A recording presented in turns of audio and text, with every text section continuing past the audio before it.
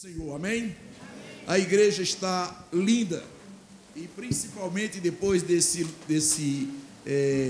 canto que foi feito para os aniversariantes, nós estamos felizes porque no nosso meio tem uma pessoa extremamente ilustre que está conosco e mora em nossos corações. Essa pessoa é a pessoa bendita do Espírito Santo do Senhor. E eu gostaria que batesse uma salva de palmas para essa pessoa ilustre que é o nosso Deus, o Espírito Santo do Senhor. Quem está feliz com Jesus, diga amém. Amém. Glória a Deus. Esse não passou do teto. Vamos mais uma vez.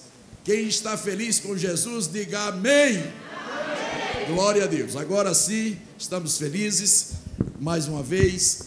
E eu gostaria, o grupo de louvor já está aqui a postos, nós vamos fazer uma leitura na palavra do Senhor, num texto extremamente conhecido, mas o título dessa pregação hoje, até foi bom que a Paula, quando orou, falou da casa do Pai. O nome dessa pregação, o título dessa pregação é A Casa do Pai. Amém? Vamos ler em Lucas, no capítulo 2, a partir do verso de número 41. Eu gostaria que fosse projetado no Data Show, para que nós fizéssemos uma só leitura, uma só tradução.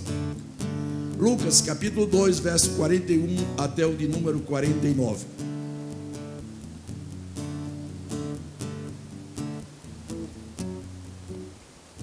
Amém. Diz assim a palavra do Senhor: todos os anos seus pais iam a Jerusalém para a festa da Páscoa. Quando ele completou 12 anos de idade, eles subiram à festa conforme o costume. Terminada a festa, voltando seus pais para casa, o menino Jesus ficou em Jerusalém sem que eles percebessem. Pensando que ele estava entre os companheiros de viagem, caminharam o dia todo. Então começaram a procurá-lo entre os seus parentes e conhecidos. Não o encontrando, voltaram a Jerusalém para procurá-lo. Depois de 3 dias, o encontraram no templo, sentado entre os mestres, ouvindo-os e fazendo-lhes perguntas. Todos os que o ouviam ficavam maravilhados com o seu entendimento e com as suas respostas. Quando os seus pais o viram, ficaram perplexos. Sua mãe lhes disse: filho, por que você nos fez isto? Seu pai e eu estávamos aflitos à sua procura. Ele perguntou: por que vocês estavam me procurando? Não sabiam que eu devia estar na casa de meu pai? Vamos ler essa parte que diz: não sabiam que eu devia estar na casa de meu pai? Amém, até aí. Meus irmãos, nós somos felizes porque a palavra do Senhor se renova a cada dia. Nós somos felizes porque Deus fala aos nossos corações de uma maneira grandiosa, de uma maneira que nós nos sentimos cada vez mais cheios da sua presença, da sua graça, do seu amor, e nós nos sentimos cada vez mais certo de que nós estamos no rumo direito para chegarmos a atingirmos a estatura de varão perfeitos e morarmos eternamente com o nosso Pai que está nos céus. Amém? Vamos convidar o grupo de louvor para cantar aquele hino que diz, e todos vocês cantem juntamente com o grupo de louvor, aquele hino que diz: eu sou a casa de Deus. Amém? É o título do hino. Deus não mora mais em templos feitos por mãos de homens. Escolheu meu coração pra morar. Um amor que não se acaba e cabe em mim. Eu sou casa de Deus, Deus me escolheu.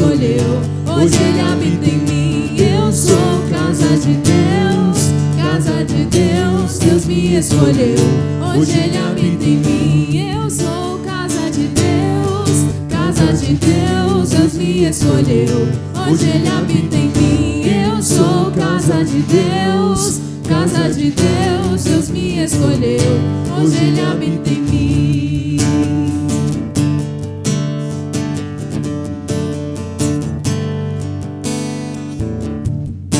Deus não mora mais em templos feitos por mãos de homens. Escolheu meu coração pra morar. Um amor que não se acaba e cabe em mim. Eu sou casa de Deus, casa de Deus. Deus me escolheu, hoje Ele habita em mim. Eu sou casa de Deus, casa de Deus. Deus me escolheu, hoje Ele habita em mim. Eu sou casa de Deus, casa de Deus. Deus me escolheu, hoje Ele habita em mim. Eu sou casa de Deus, casa de Deus. Deus me escolheu, hoje Ele habita em mim. Glória a Deus. Olhe para quem está ao seu lado e diga: o que é que você está vendo? Olhe para quem está ao seu lado e pergunte: o que é que você está vendo? Você está vendo a casa de Deus. Diga para quem está ao seu lado dessa maneira: você está vendo a casa de Deus. Aleluia. Nós somos casa de Deus. Eu gostaria de, antes de fazer uma pequena oração, para continuarmos nesse clima de espiritualidade que Deus já derramou sobre nós, e eu tenho convicção de que a igreja já sentiu a presença do Espírito Santo ao seu lado. Amém? Então vamos orar. Senhor nosso Deus, nosso Pai, nós te louvamos, glorificamos, exaltamos o teu nome, porque sabemos, ó Pai, porque sabemos, Pai, que o Senhor nos fez templo e morada do Espírito Santo do Senhor, porque nós cremos, ó Pai, na tua palavra que diz: eis que eu estou convosco todos os dias, até a consumação dos séculos. E por tudo isso, ó Pai, nós te louvamos e glorificamos. Te agradecemos, ó Pai, pelo cuidado que o Senhor tem tido conosco. E nós pedimos, ó Pai, que o Senhor continue conosco, nos dirigindo, nos guiando e fazendo com que nós andemos para o louvor, a honra e a glória do teu nome, pois nós te pedimos, ó Pai, e te agradecemos em nome de Jesus. Amém. Glória a Deus. Meus irmãos, algum tempo atrás, eu, baseado nesse mesmo texto, eu preguei dizendo o seguinte, que muitas vezes nós, por estarmos habituados com a nossa vida de igreja, nós nos tornamos religiosos. E por tornarmos religiosos, nós vamos e voltamos da casa do Senhor, sem que nós tenhamos convicção de algo importante, que quando nós chegamos aqui, nós não viemos assistir culto, nós viemos cultuar o nosso Deus. E por isso, nessa religiosidade tem muitas pessoas que, assim como Maria perdeu a Jesus Cristo, nós temos esse perigo de, mesmo dentro da igreja, perdermos o nosso Senhor e Salvador Jesus Cristo. Infelizmente, é uma palavra que não nos agrada. Infelizmente, é uma palavra que nos choca.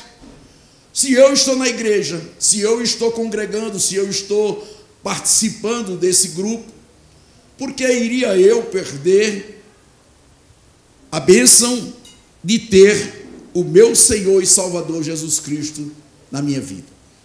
É porque nós, muitas vezes, nós chegamos na casa do Senhor e nós não ouvimos a palavra de Deus, nós simplesmente não damos atenção ao que se prega, nós não damos atenção à ação do Espírito do Senhor que está no nosso meio. E é essa a razão pela qual muitas pessoas correm o risco de perder o Salvador mesmo dentro da igreja. Alguns dias atrás, eu observei que, já há alguns dias, melhor falando, que estão fazendo uma propaganda na TV chamada Globo News, de um programa que vai ser passado, que vai ser lançado no próximo mês, chamado Os Perdidos, ou Os Procurados. E a chamada, a coisa que eles colocam como algo para chamar a atenção, para que nós possamos assistir esse programa, diz o seguinte: se você não deixa pista, como iniciar a procura? Porque nós sabemos que são muitas e muitas pessoas que se perdem, pessoas que por uma razão ou outra se separam das suas famílias, e as famílias ficam apavoradas, ficam debilitadas, ficam sofridas, porque não existe coisa mais dura, mais dolorosa do que a sensação de perda.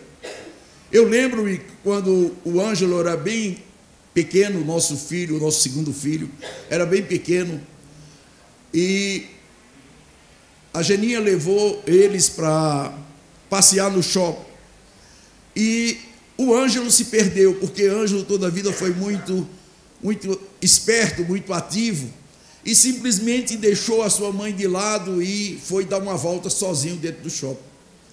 E a mãe ficou tão ansiosa, tão preocupada, e ainda bem que eu não estava lá, porque senão tinha sido pior, porque eu sou muito mais apavorado do que a Geninha.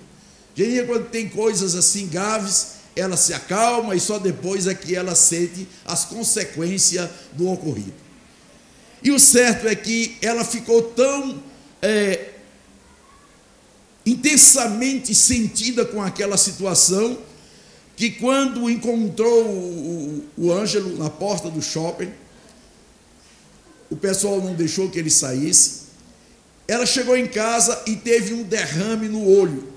De tão intensa foi a sua preocupação, de tão intensa foi a sua angústia, que ela sofreu um derrame no olho. E isso é o que faz a gente entender o quanto é difícil a gente enfrentar uma situação de perda. Agora imagine Maria e José, que tinham tido por divina revelação que aquele era o Filho de Deus, e eles tinham perdido o filho, e não era um filho comum, era o próprio Filho de Deus que eles tinham perdido.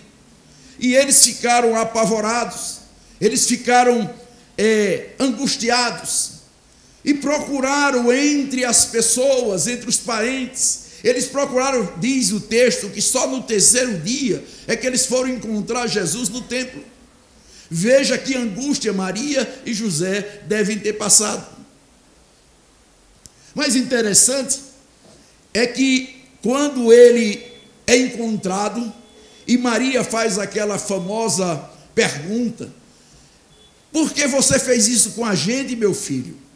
Ele diz simplesmente, tranquilo e calmo: não ocorria a ti que eu deveria estar na casa do Pai? Ou seja, se nós olharmos essa chamada da Globo News, que fala que você deve deixar alguma pista para que tenha uma procura mais facilitada,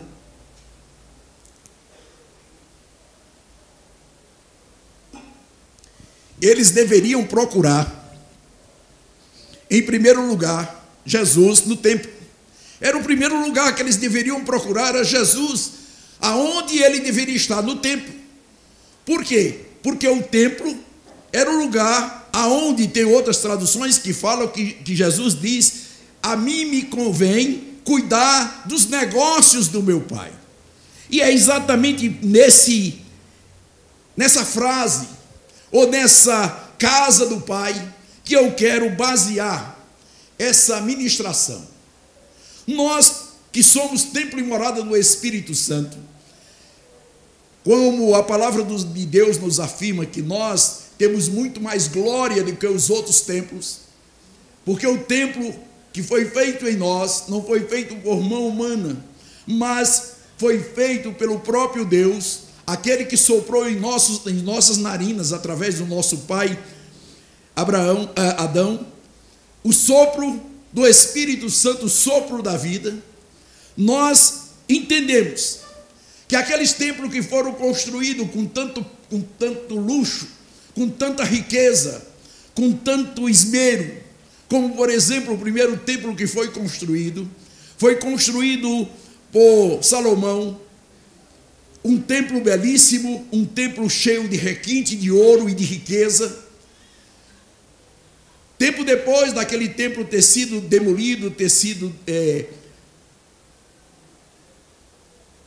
se acabou aquele templo em termos de destruição pelos os invasores, pelos inimigos de Israel, houve uma reconstrução e depois uma restauração por Herodes o Grande, que fez uma grande reforma, fez algo estupendo, algo maravilhoso, algo digno das pessoas olharem e se admirarem, ao ponto de todas as pessoas quererem ir a Jerusalém. Aquele templo era algo que atraíam as pessoas para conhecê-lo, para estar naquele lugar, porque eles tinham convicção de que ali o próprio Deus, ou a Shekinah de Deus, a glória de Deus assistia naquele lugar. E eu quero dizer para você, meu irmão e minha irmã, você que é templo e morada do Espírito Santo, você que é a pessoa ou ser a morada de Deus aqui na terra, você deve deixar que Deus seja um reflexo na sua vida, para que você possa refletir a glória de Deus aonde quer que você se encontre. Porque você é importante, você foi criado à imagem e semelhança de Deus. A casa de Deus é algo que nós precisamos entender de uma vez por todas, que é o lugar aonde representa um pedaço do céu aqui na terra. Quando do nascimento da igreja, ou seja, do nascimento da morada do Espírito Santo aqui na terra, porque a igreja não são essas paredes, não são os templos construídos belíssimos. O templo é você e eu. Nós somos o templo e morada do Espírito Santo. E no dia que esse derramado o Espírito sobre nós, no dia de Pentecostes, houve um verdadeiro alvoroço entre as pessoas, porque as pessoas ouviram um som impetuoso de um vento muito forte, de um vento muito intenso, algo que era tremendo, porque aquilo era algo que representava o próprio poder de Deus no meio daquele povo. E aquele som, quando apareceu, e de repente línguas de fogo derramadas sobre as pessoas que estavam naquele recinto, naquele cenáculo, naquele lugar onde as pessoas se reuniam para se alimentarem, porque cenáculo significa lugar onde se ceia, é o lugar da ceia. Por isso cenáculo, lugar de ceia, é lugar onde você se alimenta, é lugar onde você recebe a sua energia para viver aqui na terra. Mas também nesse dia foi a energia, foi o poder de Deus que foi derramado sobre cada um daqueles que ali se encontravam. Esse poder que ele diz: permanecei em Jerusalém até que do alto sejais revestidos de poder. E aí o derramado Espírito Santo do Senhor, que ainda hoje esse poder da igreja permanece na terra, porque esse poder só vai ser retirado no dia da volta do Senhor e Salvador Jesus Cristo, para arrebatar a sua igreja e levar para morar no céu eternamente. Dê uma salva de palmas para Jesus, porque Ele fez de você. Ele fez de você, meu irmão e minha irmã, fez de nós esse material insignificante que é o barro. Ele fez algo tremendo, muito mais gracioso, muito mais valioso do que o próprio ouro. Ele derramou sobre você não apenas a bênção, porque você já é um abençoado, não apenas a sua vida, porque você já tem vida em Cristo Jesus, Não apenas você foi agraciado por esse derramar, mas você agora é algo que é poderoso aqui na terra, porque em você habita o Espírito Santo de Deus. Amém. O próprio Jesus disse: se estiverdes em mim e as minhas palavras estiverdes em vós, pedirei tudo o que quiserdes e vos será feito. E se nós tivermos consciência de que nós somos filhos de Deus, se nós tivermos consciência de que nós somos templo e morada do Espírito Santo do Senhor, tudo nos é possível, porque foi o próprio Jesus quem nos prometeu. A palavra de Deus nos incita a buscarmos as coisas do alto. Jesus Cristo, quando foi encontrado, ele tinha 12 anos. Mas ele diz: a mim me convém cuidar das coisas do meu Pai. A mim me convém estar na casa do meu Pai. E é por isso que nós muitas vezes ficamos entristecidos. Um simples frio desse que está acontecendo agora é o motivo para muitos dos nossos irmãos e irmãs não estarem aqui conosco. Simplesmente estão no monte, mas não é no monte da oração, não. É no monte das cobertas mesmo.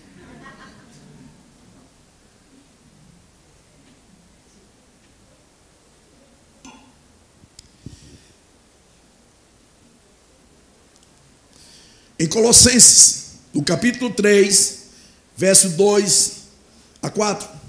Projete aí, por favor. Colossenses, capítulo 3, a partir do verso 2. Nazatec. Mantenham o pensamento nas coisas do alto e não das coisas terrenas. Pois vocês morreram e agora a sua vida está escondida com Cristo em Deus. Quando Cristo, que é a sua vida, for manifestado, então vocês também serão manifestados com Ele em glória. Amém?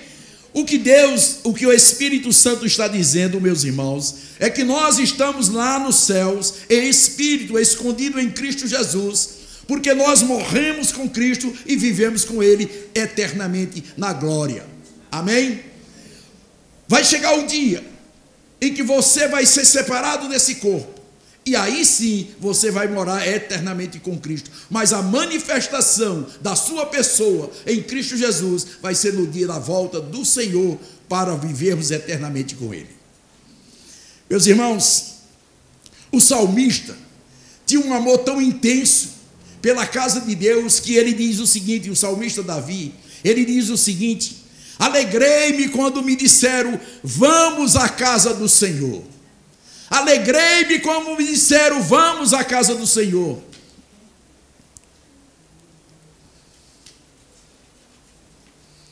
Ele também diz, no Salmo 27, capítulo 27, o Salmo 27, verso 4, uma coisa peço ao Senhor e a buscarei, que eu possa morar na casa do Senhor todos os dias da minha vida, para contemplar a beleza do Senhor e meditar no seu templo.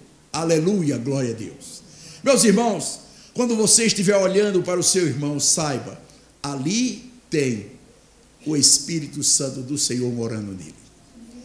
Ali tem algo poderoso que fez os céus e a terra. Por isso, quando você se dirigir a algum dos seus irmãos, não fale mal dele, porque você está falando não do seu irmão, você não está falando da igreja do Senhor que está aqui na terra, mas você está falando do próprio Jesus Cristo que está habitando no seu irmão. Por isso, tenham cuidado. No Salmo 137, e eu gostaria que fosse projetado para que nós entendêssemos essa dinâmica desse amor pela terra, pela casa de Deus. Nós vamos ver exatamente o salmista falando no Salmo 137, dizendo o seguinte: junto aos rios da Babilônia, nós nos assentávamos e chorávamos, com saudade de Sião. Ali nos salgueiros pendurávamos as nossas harpas. Ali os nossos captores pediam-nos canções, os nossos opressores exigiam canções alegres, dizendo: cantem para nós uma das canções de Sião.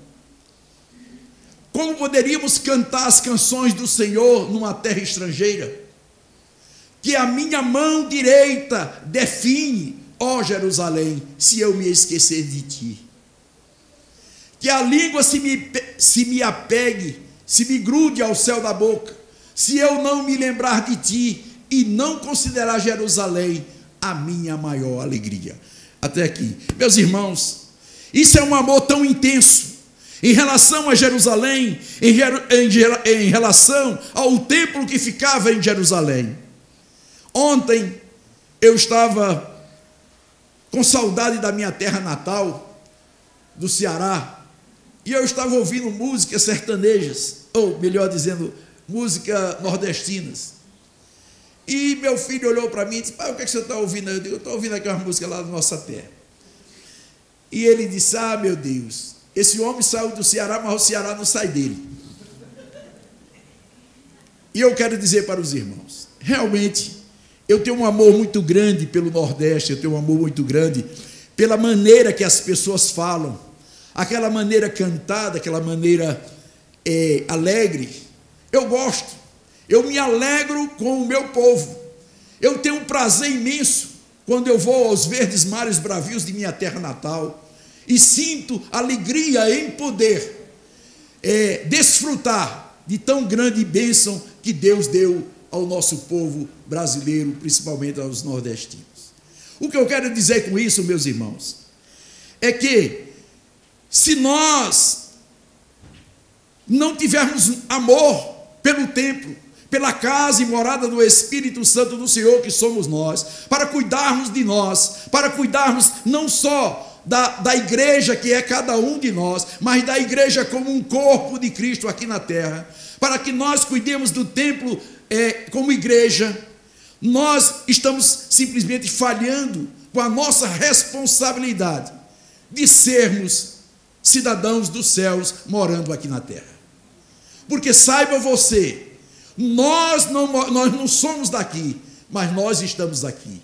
Quando diz que nós não deveríamos estar preocupados com o mundo, ele quer dizer simplesmente, a palavra de Deus quer dizer o seguinte: você não deve se apegar às coisas materiais, mas você deve se apegar às coisas do alto, porque é de lá que vem a sua salvação.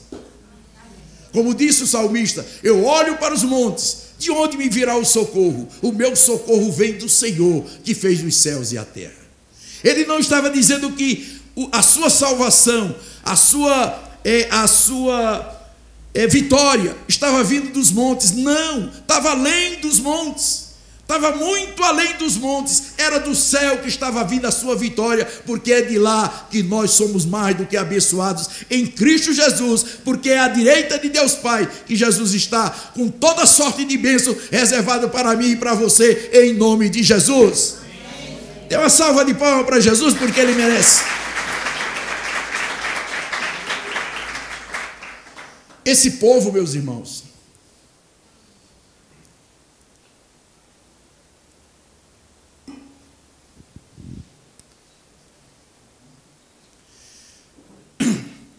tinha e tem um amor tão grande pela sua terra, que eles foram expulsos no ano 70 depois de Cristo. Logo depois que Jesus foi crucificado, esse povo foi expulso do Estado de Israel. Eles foram expulsos por Tito, um imperador romano, que depois veio, um general romano, que depois veio a ser imperador. Esse homem expulsou todos os israelitas, ou a maior parte deles, para fora de Israel. E eles passaram 2000 anos fora de Israel, mas eles nunca esqueceram Israel. Eles tinham um amor intenso, eles ainda têm um amor intenso. E a volta desse povo, que aconteceu no começo do século passado, nos primeiros anos do ano de 1900, eles começaram a formar um movimento chamado sionismo, que é amor a Sião. Esse amor que fala de Sião: se eu me esquecer de ti, ó Sião, que resseque a minha mão direita fique ressecada, que a minha língua se pegue ao paladar. Esse é o amor intenso que esse povo tinha pela sua terra natal, principalmente por Jerusalém, por representar o lugar da morada do Espírito Santo de Deus aqui entre nós. Meus irmãos, isso é intenso, isso é maravilhoso. 2000 anos eles passaram fora de Israel, e eles começaram esse movimento, tocado com certeza pelo próprio Deus, porque há promessa na palavra do Senhor, que esse povo voltaria para morar na sua terra natal. E eles voltaram no ano de 1948, quando se edificou, quando se reconstruiu o Eretz Israel, o chamado Novo Israel. Mas começou tudo pelo sionismo, que quer dizer amor a Sião. E eu quero dizer para vocês: aonde está o amor de cada um de vocês pelo templo e morada do Espírito Santo do Senhor, que é a igreja que está aqui na terra? Nós precisamos ter esse sentimento, nós devemos ter esse amor intenso, para que nós possamos clamar ao nosso Senhor e Salvador Jesus Cristo, para que nós possamos dizer: Senhor, eis-me aqui, envia-me a mim para fazer a tua vontade. Assim como o profeta Isaías ouviu do Espírito Santo do Senhor: quem irá por nós? E ele diz: eis-me aqui, envia-me a mim. Nós precisamos ter essa disposição, essa disponibilidade de estarmos na presença do Senhor, colocando o nosso ser, a nossa vida, a nossa força, a nossa disposição, o nosso amor intenso por esse Deus maravilhoso que cuida de cada um de nós, porque ele diz: eis que eu estou convosco todos os dias até a consumação dos séculos. Deus está com você, meu irmão. Ele está cuidando, Ele está lhe abençoando, Ele está cuidando da sua família, e Ele está cada dia mais certo de que você irá morar com Ele eternamente no céu.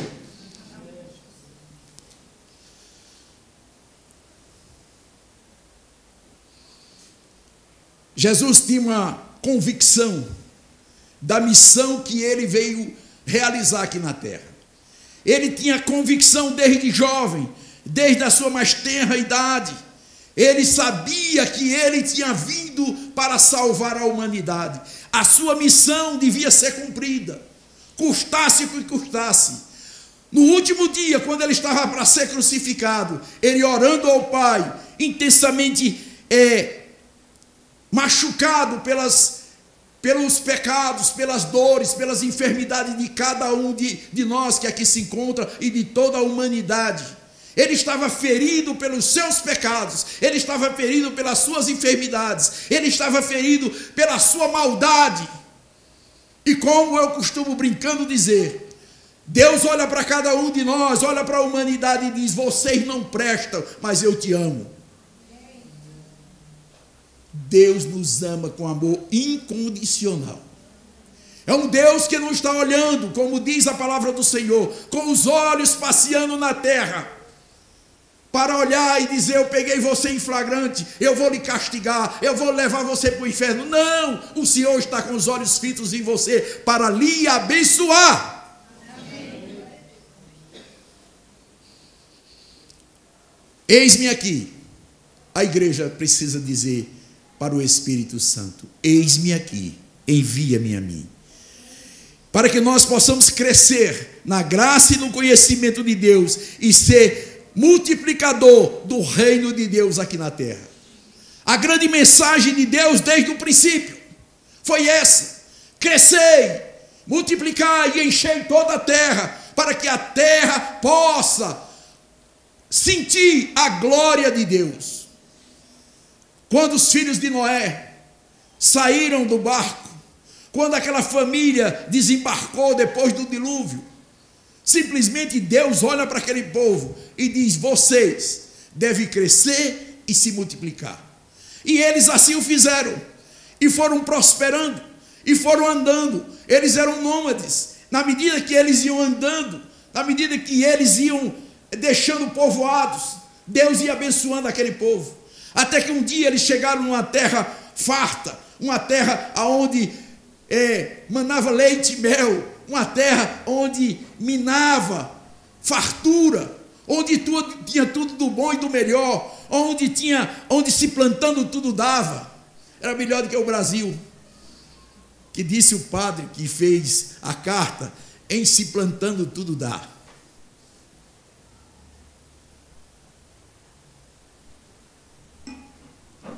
E olhe que esse padre estava certo, porque diz os especialistas que até 2050 nós iremos abastecer o mundo de aproximadamente 40% do alimento de todo o mundo. Meus irmãos, esse povo, quando chegou nessa terra, nesse vale, eles simplesmente decidiram ficar naquele vale, porque eles estavam cansados de andar, eles estavam cansados de cumprir com a ordem de Deus, eles estavam cansados de simplesmente não ter descanso, mas tinham que estar andando de um lugar para outro. Mas na medida que eles andavam, Deus fazia eles prosperar. E eles decidiram construir uma grande torre. E essa torre foi simplesmente para a sua desonra, para a sua queda, para a sua derrota. Eles simplesmente pensaram: aqui é bom demais e eu vou ficar aqui, daqui não saio, daqui ninguém me tira. E simplesmente começaram a construir uma torre que diziam eles que ia atingir os céus. E simplesmente quando eles estavam trabalhando nessa torre, com aquela congregação animada, disposta a fazer aquela grande torre para a glória de si mesmo, Deus olha do alto céu e diz: eu vou descer e simplesmente vou acabar com essa festa. E simplesmente Deus desceu, confundiu as línguas, e esse povo foi espalhado novamente. Porque Deus, meus irmãos, Ele tem uma promessa para cada um de nós, principalmente para a igreja. Ele diz: ide, pregai o evangelho a toda criatura, em todos os lugares, desde Jerusalém, Samaria, Judeia e até os confins do mundo. Nossa obrigação como filhos de Deus, como igreja de Deus aqui na terra, é sairmos e pregar o evangelho a toda criatura.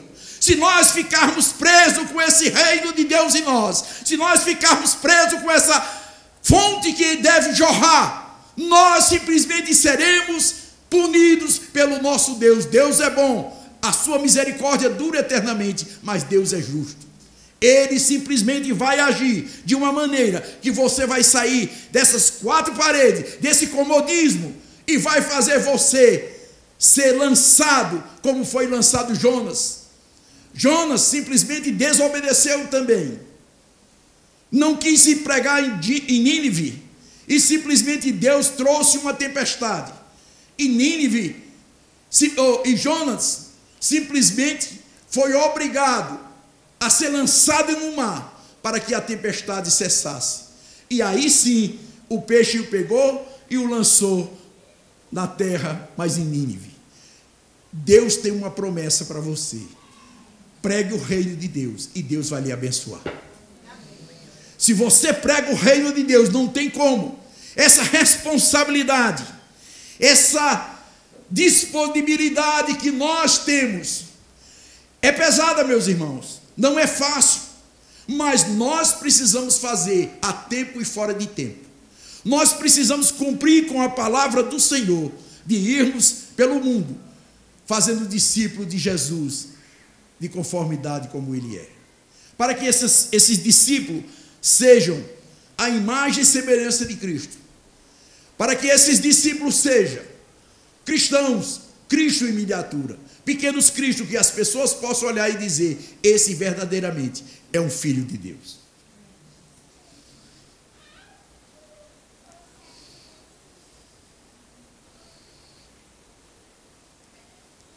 Vejamos também, meus irmãos, a história de Neemias. Neemias era um homem que nasceu no cativeiro. Ele estava em Suzã, na fortaleza de Suzã, num lugar onde o poderio do mundo da época estava lá. E ele simplesmente era uma pessoa importante.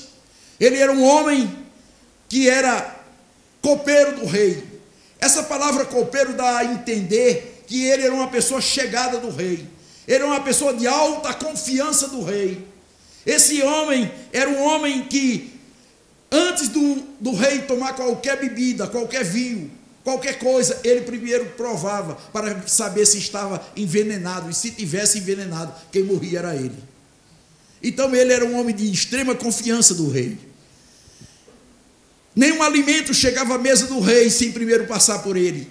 Então ele estava bem, ele ganhava bem, ele era um alto funcionário do rei, do império. Até que um dia, chega um dos seus irmãos, chamado Anani, e ele pergunta como está o povo que ficou lá em Jerusalém, os que não vieram para o cativeiro, como eles estão? E Anani simplesmente relata: eles estão em penúria, eles estão em miséria, a cidade está abandonada, a cidade já caiu uma boa parte dos muros, os portões estão queimados, está verdadeiramente abandonado, e eles não podem fazer nada porque os ladrões entram, roubam, simplesmente está sem segurança nenhuma. E ele simplesmente, quando ouviu, a tristeza bateu no seu coração, porque ele amava aquele povo. E nós precisamos amar os nossos irmãos para fazermos a obra do Senhor prosperar, para fazer com que essa obra cresça, para que essa obra seja agigantada. Nós precisamos amar. Sem amor nós não podemos fazer nada. Ainda que nós tocarmos fogo no nosso corpo, sem amor não vale nada.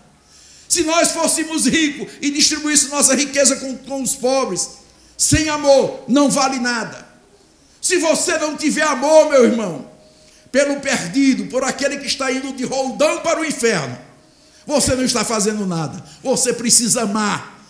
Você precisa sair do seu comodismo. Você precisa sair da sua apatia e ir ao mundo e fazer discípulo de Jesus, a sua imagem, a sua personalidade.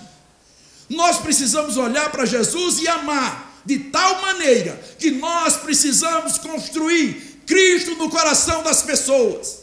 Nós precisamos ir em frente e fazermos a diferença, porque nós temos uma responsabilidade. Você também tem uma responsabilidade, meu irmão. Você tem uma missão a ser cumprida aqui na terra. Você não veio ao mundo simplesmente para ficar sentado de boca escancarada, cheia de dentes, esperando a morte chegar. Me lembrei de Raul Seixas, já morreu, não tem nem graça. O jovem não sabe quem é esse homem não, mas eu sei.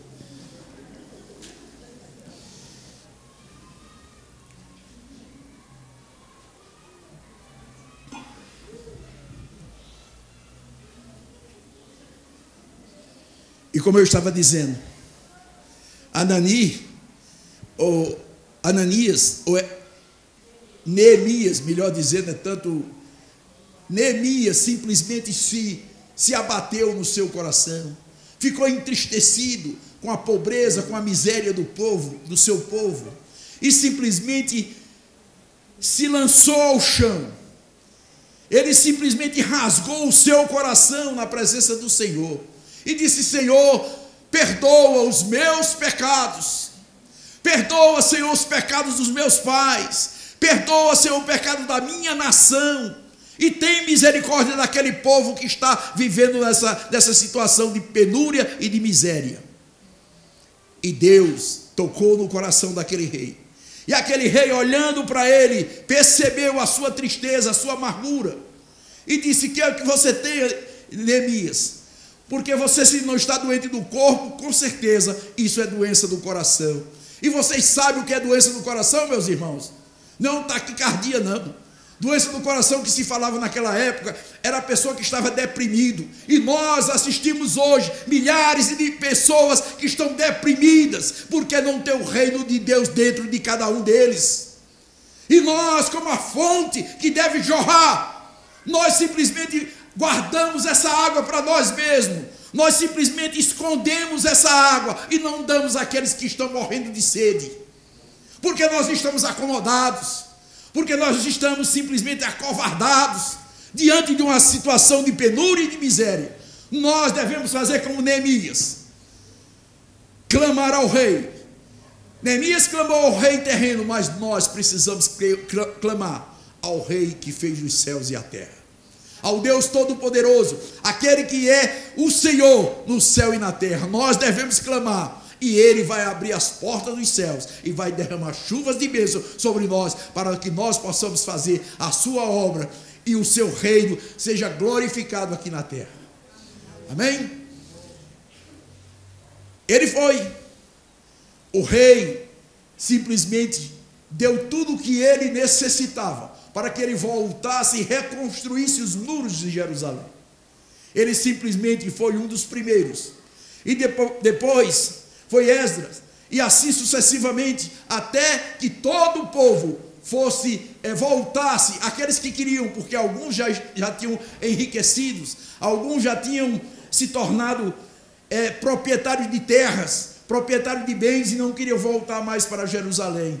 Mas aqueles que queriam foram dados o direito de voltar para Jerusalém. E eles voltaram e foram reconstruindo as cidades, foram reconstruindo o país, foram reconstruindo a nação, e Deus foi glorificado através da vida desse homem, e com certeza Deus vai ser honrado e glorificado pela vida de cada um de nós que aqui se encontra. Amém?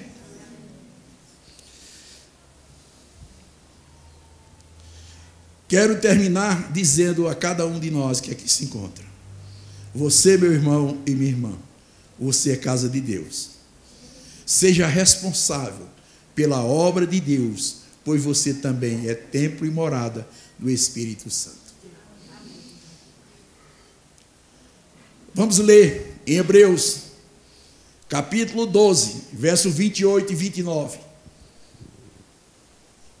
Hebreus, capítulo 12, verso 28 e 29.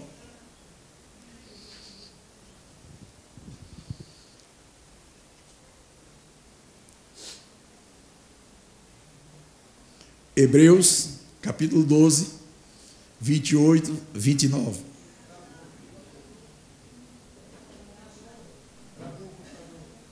Não entendi. Então, pastora Generina, abra sua Bíblia aí em Hebreus. Voltou, destravou?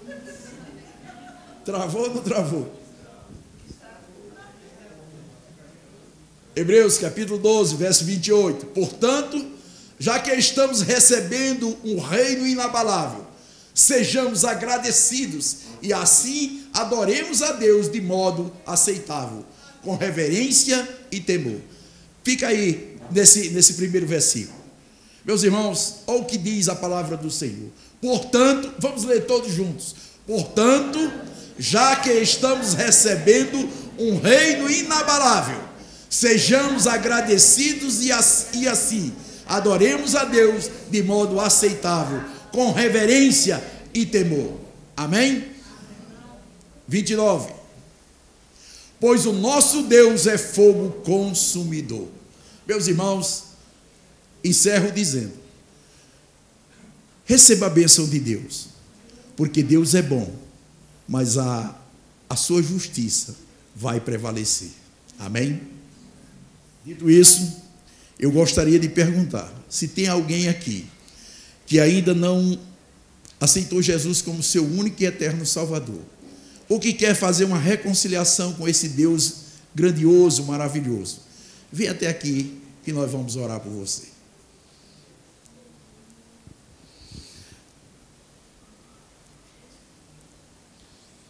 Graças a Deus, porque todos já são salvos em Cristo Jesus.